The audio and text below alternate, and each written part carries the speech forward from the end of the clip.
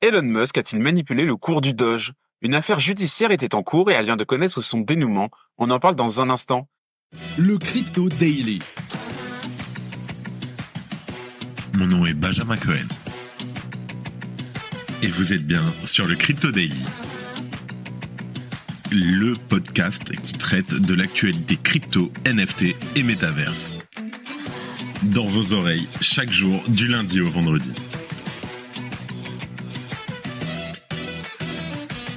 Salut, c'est Thomas du Crypto Daily. J'espère que vous allez bien et c'est donc notre actualité principale aujourd'hui. On parlera aussi de la plateforme Upbit qui risque une très lourde amende et de Donald Trump qui nomme un ancien directeur de la SEC à un poste important.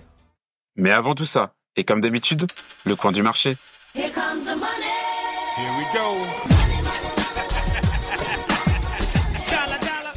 Le marché stagne en ce début de semaine. Le Bitcoin augmente légèrement de 0,6% sur les dernières 24 heures pour un prix de 91 789 $. L'Ethereum baisse de 0,8% et se situe à un prix de 3 110 $.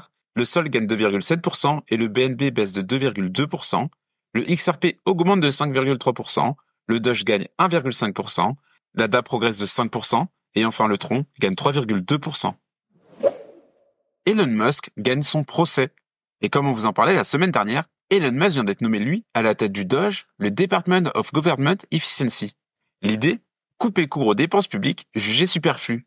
Mais c'est une autre affaire concernant le Doge, la crypto-monnaie cette fois-ci, qui vient donc de rattraper Elon Musk. En fait, en juin 2022, un record collectif farfelu contre Elon Musk avait été lancé sur des accusations de manipulation de prix du Dogecoin. Les accusateurs demandaient initialement la bagatelle de 258 milliards de dollars au milliardaire pour ces mêmes humoristiques sur la célèbre crypto. Concrètement, les plaignants spéculateurs accusaient Elon Musk et sa société Tesla de fraude et de délit d'initié sur les prix du même coin, notamment pour des messages amusants du milliardaire sur son compte Twitter. En août dernier, le juge Alvin Hellerstein, de la Cour du district sud de New York, avait rejeté la plainte. Il avait alors estimé qu'aucun investisseur raisonnable ne pouvait se baser sur une blague ou un mail pour miser son argent. Et dans tous les cas, ne pas se plaindre après d'avoir eux-mêmes commis une telle frivolité pour investir. Mais les plaignants avaient tout de même décidé de faire appel de la décision du juge, mais quelques mois plus tard, et autant de frais judiciaires supplémentaires, les spéculateurs du Doge ont finalement annoncé retirer leur plainte. En parallèle, et disons-le avec beaucoup de fair play, Elon Musk et Tesla ont de leur côté également retiré leur demande pour sanctionner les avocats des amateurs imprudents de Dogecoin. Ils les accusaient d'avoir poursuivi une affaire frivole, avec des théories juridiques en constante évolution, afin d'extorquer un dédommagement rapide.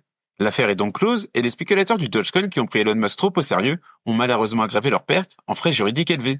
Mais bonne nouvelle, si jamais ils n'ont pas vendu à ce jour leur Doge, ces investisseurs peuvent peut-être se réconforter en voyant le Dogecoin prendre plus 140% depuis l'élection de Donald Trump. Et peut-être même que certains sont redevenus gagnants sur le même coin. Si tu aimes le Daily, une note et un commentaire nous aident énormément. Aussi, si tu ne veux rien rater de l'actualité, abonne-toi. Upbit dans l'œil du régulateur. Selon un quotidien économique sud-coréen, la plateforme d'échange de crypto-monnaies Upbit aurait accepté entre 500 000 et 600 000 procédures KYC alors que ces dernières n'étaient pas conformes.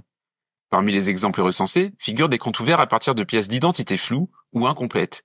Évidemment, une telle solution rend impossible l'identification fiable des utilisateurs et de son côté, Upbit a déclaré ne pas pouvoir commenter les investigations en cours. La plateforme invoque notamment des clauses de confidentialité prévues par la loi sud-coréenne sur les transactions financières spécifiques. Mais les implications pour l'entreprise sont importantes. D'abord, des sanctions financières potentielles pouvant aller jusqu'à 71 380 $ par KYC frauduleux, mais aussi un retard voire un non-renouvellement concernant l'obtention de sa licence. Effectivement, en Corée du Sud, les plateformes d'échange de crypto-monnaies, centralisées, doivent obtenir une licence d'exploitation renouvelable tous les 3 ans. Ce processus garantit que les exchanges respectent des normes strictes en matière de lutte contre le blanchiment d'argent et le financement du terrorisme, notamment via des procédures KYC rigoureuses. Et comme on l'a dit, c'est donc précisément sur ce point-là qu'Upbit s'est fait épingler lors d'un contrôle du régulateur. En tout cas, cette nouvelle est un coup dur pour Upbit, qui est déjà sous la loupe des autorités sud-coréennes. Le mois dernier, par exemple, le président de la FSC avait pointé du doigt le monopole de l'exchange en Corée du Sud. Selon lui, sa présence fait peser un risque critique sur sa partenaire K-Bank, la plus grande banque en ligne du pays.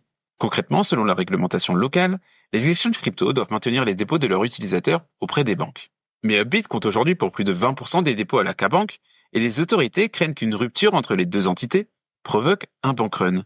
Selon les données de CoinMarketCap, Upbit est le 5e plus grand exchange de crypto-monnaies au monde en termes de volume échangé.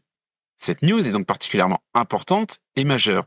De son côté, l'enquête suit maintenant son cours, et dans le pire des cas, l'exchange pourrait devoir plus de 42 milliards de dollars d'amende. Merci d'écouter le Crypto Daily. Donald Trump nomme l'ancien directeur de la SEC comme procureur de New York. On parle beaucoup des États-Unis ces derniers temps sur le podcast, mais en même temps, l'élection de Donald Trump chamboule totalement le marché des cryptos. Et ce dernier vient de nommer Jack Clayton, ancien président de la SEC, comme futur procureur des États-Unis pour le district sud de New York. Jack Clayton, qui a dirigé la SEC de 2017 à 2020, est un choix qui suscite autant l'intérêt que la controverse. Pendant son mandat, il a laissé une empreinte indélébile sur l'industrie des cryptos, notamment avec la publication du DAO Report. Il s'agit d'un document fondateur qui a étendu la portée de la régulation de la SEC à une grande partie des actifs numériques. Cette approche stricte a donc été renforcée par son successeur Gary Gensler, qui a lui suivi la même ligne dure. Notons quand même que depuis son départ de la SEC en décembre 2020, Jack Clayton a conseillé diverses entreprises crypto. Désormais, Jack Clayton sera donc nommé procureur de New York, une juridiction connue pour ses procès marquants.